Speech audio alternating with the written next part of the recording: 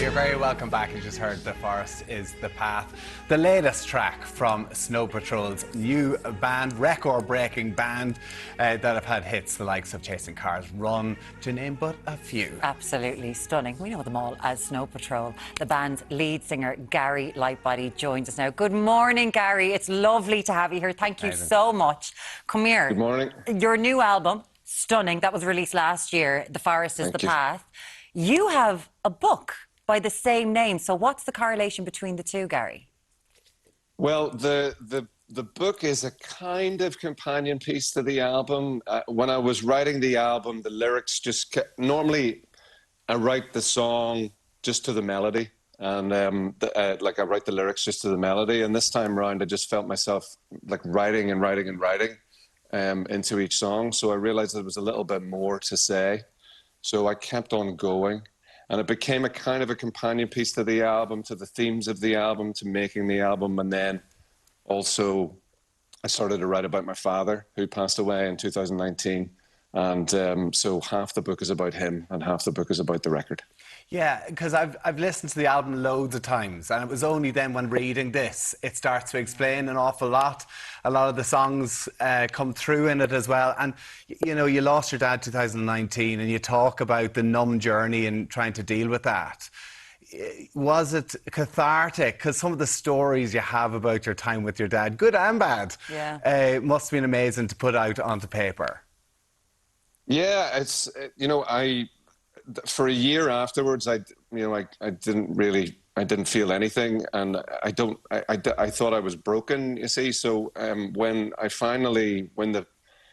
the feeling came back to me, when the numbness thawed a year later, and I cried for the first time, and obviously then when the numbness goes away, the pain starts. But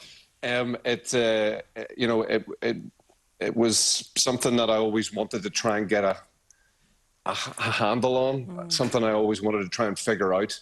And sitting down to write this, obviously I've never written anything long form before. I've never written a book before. I've only ever written 3 or 4 minute songs before. So it wasn't great preparation for sitting down to write a book. So I did have to have an awful lot of, like, basically gaffer tape myself to the chair to do it. And it took a while. And my God, did you come out with such a gorgeous book, and the things that you explore in this. I think for anyone who's lost a parent, you say at one stage, I wish I could apologise to him, ask him all the things that I've always wanted to know. Tell him that you're glad that he is your father and that you love him. Because it's when someone's gone, we kind of realise all these things sometimes, and we beat ourselves up about it. Yes, there is a fair bit of beating myself up about it in this book, for sure.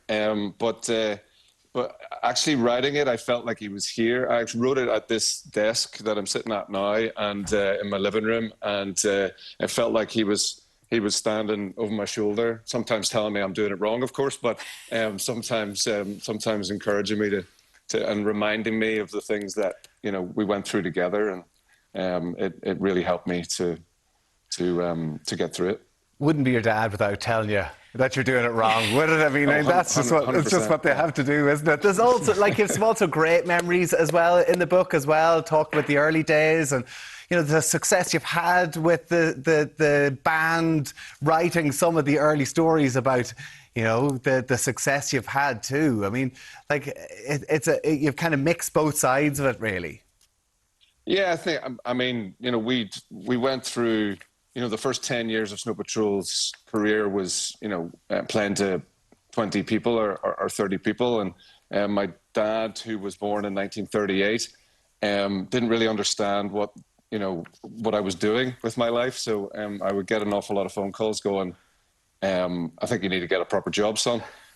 So there was an awful lot of that, as you would expect, really, you know, for 10 years of not making any money or having any success. But when we did finally, you know, have some success, and he did understand that this was something that I could also, that I loved doing and would do for free, but he didn't understand that part. But when we actually got a wee bit of money, he started, they came, my folks would come to the gigs, and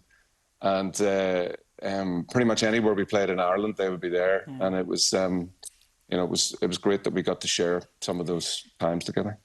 Your father had dementia, so he was gone for a long time, and you talk about your mother and your sister being there for the memory going kind of more so than you were, even though you live at home now. But there was a gorgeous thing that happened. The mundanity of death is interesting because you had to go, you went and registered his death in Bangor Town Hall, and you went back to the nursing home and you met a musician there. What happened Yes. Well, he said that he played acoustic guitar at the nursing home every week, and my dad would request Chasing Cars every single week, which I didn't know about until, I mean, he passed away a few hours, and I'd been to the doctor to get the death certificate, and then to the town hall to register the death. And then I came back, and I met that guy in the car park of the nursing home. He was taking his guitar out of the car, and he told me that. And yeah, you know, it's one of those moments where you wish you could talk to your dad about it. Did it give you the love for writing back again? Maybe to go through that numbness, but obviously Snow Patrol went through a period where we didn't have music, and now, of course, you have this new album, this new book. Have you got the love, the bug back again? Yeah, I've been writing ever since I sat down to write this, music and prose and poetry, and I haven't stopped really. And yeah, there was a period in my life where I wasn't writing anywhere close to as much as this. So if it would be lovely, and I think it is, that, you know, my dad helped me find my way back to it, and to the love of kind of the written word.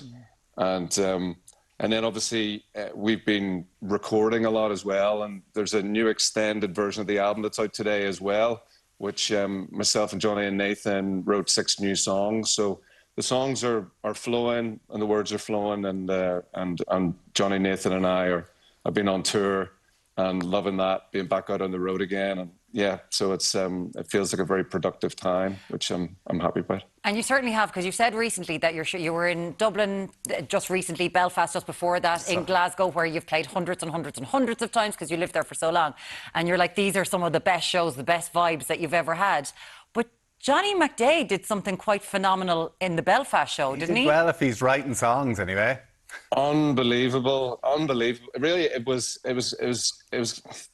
something I hadn't seen before. At the start of the tour, Johnny hurt his right hand here. He caught it in a train door and had to have surgery all the way along here, and it was really bad. And he played the whole tour like that. The day that he had surgery, he played the show that night in Dusseldorf, and he played the shows every other night. He wouldn't hear of it to not do the show. It's the type of legend that he is. And then on the second last night in Belfast, after the show, he hurt his left hand as well. He fell on these 2 knuckles, basically dislocated them in a way that was broken as well. This hand kind of looked like that and was stuck together. And he did the whole gig that night in Belfast. I don't know how. It was something I'd never seen. I don't think I've ever heard of a musician to do a gig with 2 broken hands. It was his best solo performance ever. It was, well, we were all there with him because we're all in this together. But yeah, I mean, he had every right, as anybody would, with 2 broken hands and they're doing a gig, you know, with a piano and a guitar, to say, you know what, not tonight, guys. But he did the show, and he did it brilliantly. Unbelievable. We know that you're going to be in Virgin Media Park in Cork later on this year. You're in Belfast again later on this year. You're going back to Glasgow for the first time. The extended edition of the album is out today, and The Forest is the Path, the book. For anyone, you give such an insight into your life, into grief, into death, into numbness, into love, into becoming sober. It's so beautifully written, Gary, that I really hope that there's another book from you again. It's gorgeous. Thank you so much for joining us. Cheers, Gary. Thank you both. Thank you so much. Good to see you. Thanks so Cheers. much. Now.